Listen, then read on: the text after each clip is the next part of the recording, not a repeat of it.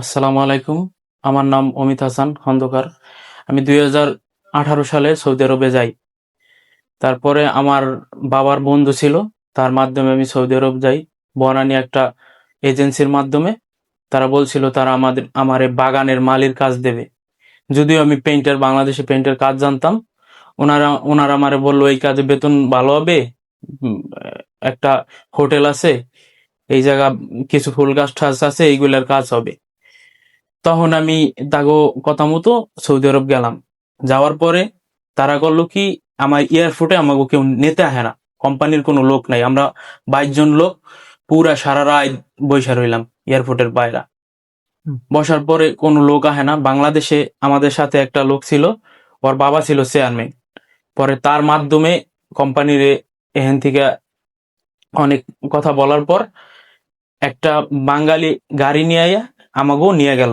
নিয়ে যাওয়ার পর আমাকে 2-3 দিন একটা বদ্ধ রুমে আটকাই রাখলো। খাবার দিত শুধু একটা রুটি আর কিছু ডাল, এইগুলা খাবার দিত। তারপর আমরা বললাম ভাই আমাদের কাজ দেন, আমার কোম্পানিতে আনছেন কইয়া এখন কাজের কথা। পর ওরা আমাদের করলো কি, 3-4 জনরে জিজ্ঞাসা করলো তোদের কি কি যোগ্যতা আছে, কি কি কাজের যোগ্যতা আছে, কার কি যোগ্যতা আছে, কেউ ড্রাইভার, কেউ কি কাজ জানোস। পরে আমি বললাম আমি পেইন্টের কাজ জানি। তখন তখন ওরা করলো কি, আমারে আমি আর আর আমার এক বড় ভাই 2 জনে করলো কি, আমাকে একটা কোম্পানির কাছে বেচকে দিল। তখন ওই জায়গায় আমরা যাওয়ার পরে আমাদের কাজ দিল রোড কনস্ট্রাকশনের। সৌদি আরব প্রচন্ড গরম, 55-56 ডিগ্রি সেলসিয়াস। তখন আমরা ওইটা সহ্য করতে পারতাম না, তারপরও আমরা ওই কাজটা বাধ্যতামূলক করা লাগতেছে। কাগজ, বাড়িতে ঋণ পাতি হয়ে গেছি, দেনাদানি হয়ে গেছে, এই কারণে করা লাগতেছে। তারপরে ওরা করলো কি, আমাদের 6 মাস কাজ করানোর পর আমাদের ওভার টাইম দেয় না, বেতন দেয় মাত্র 20,000 টাকা, 22,000 টাকা বেতন দেয়। পর আমরা চিন্তা করলাম আমরা 4.5 লাখ 5 লাখ টাকা খরচ করে গাইয়া 20,000 টাকা তো আমরা বাংলাদেশে কাজ করতে পারতাম, কিসের জন্য এই বিদেশে আইছি। তারপর কোম্পানির আমরা আবেদন করলাম যে আমাদের ওভার টাইম কিসের জন্য দেস না, বেতন দে, আমার কাগজ দে, আইডি দে, ওয়ার্ক পারমিট দে। তখন কোম্পানি বললে যে আমি কাগজ দিম না, তোর কাজ করলে কর, না করলে তুই চলে যা। ওইভাবেই 6 মাস আমি চেষ্টা করলাম, তাদের কাছে বুঝাইতে চেষ্টা করলাম যে আমার কাগজ দে। তখন তারা কাগজ দিল না। তখন আমার বাড়ির পাশের চাচারা ছিল রিয়াদে। তখন তাদেরকে আমি ফোন করে বললাম কাকা আমি তো এমন এমন বিপদে পড়ছি, কোম্পানি ঠিক মতো বেতন দেয় না, ওভার টাইম দেয় না, রাত 2টা 3টা বাজে কাজে নিয়ে যায়, তা কাজের কোনো রুটিন নাই, সাপ্লাই কোম্পানি। তখন আমি তাদের মাধ্যমে আমি তখন রিয়াদে চলে গেলাম।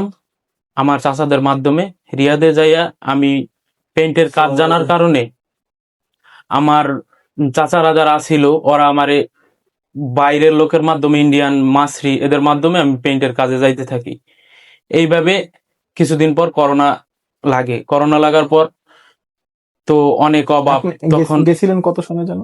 2018 সালে। 18 সালে। তখন করোনা লাগার পর আমি ওইখানে সবজির ব্যবসা করি কিছুদিন।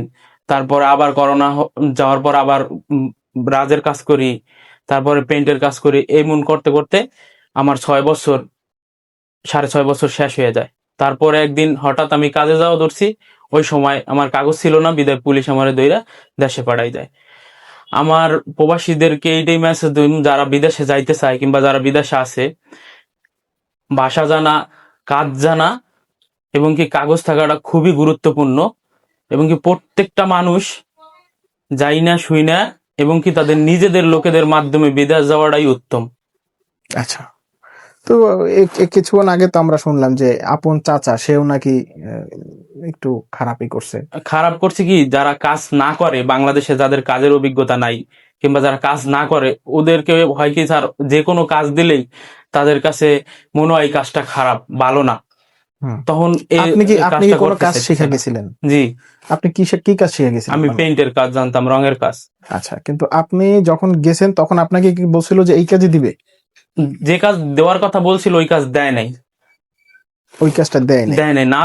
তাহলে বুঝবো কিভাবে যে একজন মানুষ যে যাবে, ধরেন আমি যাব, সাপোজ আমি যাব, এখন আমি পেইন্টের কাজ জানি, তো আমি যদি গিয়ে বলি যে আমাকে পেইন্টের কাজটা দিব, সে আমাকে বললো যে হ্যাঁ আমি পেইন্টের কাজ দিব আপনাকে, তো সে যে আমাকে দিবে কি দিবে না এটা কিভাবে বোঝা যায় বাংলাদেশ থেকে? মানে অনাগত যারা যাবে তারা কিভাবে বুঝবে যে আসলে সে তাকে ঠকাবে কি ঠকাবে না, এবার বোঝার উপায় কি? বোঝার উপায় স্যার, আপনার এগ্রিমেন্ট পেপার যে দেবে ওইটা তো সবকিছু লেখা থাকবে। আচ্ছা, এগ্রিমেন্ট পেপার সবকিছু লেখা থাকবে। লেখা থাকবে। এটা কি আরবিতে লেখা থাকবে নাকি ইংরেজিতেও লেখা থাকে, আরবিতেও লেখা থাকে। আচ্ছা, এটা আপনি তাহলে ইন্টারনেটের মাধ্যমে চেক করে তারপর আপনি যাইতে পারবেন। আচ্ছা, গুড, একটা ভালো জিনিস পেলাম, সেটা হচ্ছে এইখানে সব মানে অর্থাৎ যে এগ্রিমেন্ট পেপারটা প্রথমে পাবে সেই এগ্রিমেন্টটা ভালো করে পড়ে তারপরে সে এটা নিয়ে মুভ করলে ভালো হয়, তাই তো? ভালো হয়। আচ্ছা, এখন অনেক সময় দেখা যেতে পারে না যে এই এগ্রিমেন্ট পেপারটাই ভুয়া দিছে? স্যার সেটা তো হইতেই পারে, কিন্তু সেটা তো রেয়ার কেস স্যার। এটা মানে সেটা বুঝবে কিভাবে যে এটা ভুয়া কিনা বা আসল কিনা? আসলটা যাচাই করার উপায় কি? আসলটা যাচাই করার উপায় স্যার, ওই দেশে যদি তার কোনো রিলেটিভ থাকে তখন সে তার কোম্পানি ধরেন নাই, ধরে নেন নাই, তার ওইখানে কোনো পরিচিত কেউই নাই, সে একেবারে অনাকোরা নতুন একটা দেশে যাবে। এখন এগ্রিমেন্ট তো এটা তো জাস্ট একটা ফটোশপ দিয়ে একটা বানায় দিল, তো এরকম কি কোনো ইয়ে আছে কিনা? যদি স্যার কোম্পানি যদি ভালো কোম্পানি হয় স্যার, বড় যত কোম্পানি আছে তাদের ওয়েবসাইট থাকে, ইন্টারনেটের মাধ্যমে তাদের বিস্তারিত জানা যায়। Good idea. তার মানে যে এগ্রিমেন্টটা দিক না কেন সেটা অনলাইনে যাচাই করে নিতে হবে, যাচাই করে যদি ওইটা মিলে তাহলে বুঝতে হবে যে এটা ঠিক আছে, কোম্পানি দিন। অর্থাৎ মনে হয় ঝামেলাটা একটা বিষয় পেলাম, আমাদের দেশে যারা যাচ্ছে অধিকাংশই তো অশিক্ষিত বা স্বল্প শিক্ষিত, তো তারা যখন যাচ্ছে তখন তো তারা লেখাপড়া কিছুই জানে না, এক দ্বিতীয় বিষয় হচ্ছে ওই এগ্রিমেন্ট কিছুই পড়ে না, মুখের কথার উপরে তারা চলে যায়, কিন্তু পরে ওখানে গিয়া এই ঝামেলাটায় পড়ে তারা। এইটাই তো মূল বিষয় নাকি? এটা একটা বড় বিষয় না? ঠিক আছে, ধন্যবাদ অমিত হাসান।